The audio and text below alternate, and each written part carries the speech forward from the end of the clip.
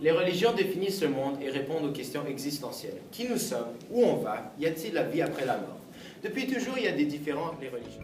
Les musulmans, par exemple, reprochent aux chrétiens plusieurs faits. La venue du Mahomet, qui n'est pas annoncée dans la Bible, met en doute la fiabilité des écrits de la Bible et dénonce l'abandon par Dieu des prophètes.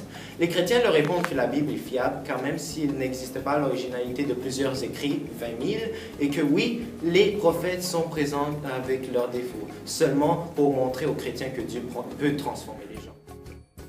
Les Juifs reprochent aux chrétiens le fait que pour les chrétiens, respecter les autres ne sont que des mots.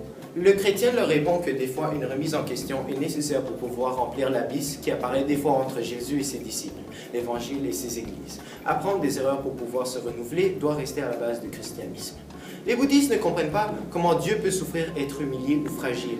Le chrétien lui répond que Dieu est l'amour et que l'absence de la souffrance n'est pas une valeur. Dieu souffre quand les humains souffrent et s'identifient à leur souffrance. Le hindouisme est une religion pluraliste et l'unicité de Dieu les dérange. Le chrétien lui répond que l'être humain est un mélange unique d'un corps, d'une âme et d'un esprit. Les athées reprochent aux chrétiens l'arrogance de leur religion. Le chrétien lui explique que Jésus, en portant la croix, a critiqué toute activité humaine qui déshonore Dieu et que dans la vie, il faut faire une différence entre ceux qui prétendent à être chrétiens et ceux qui le sont vraiment.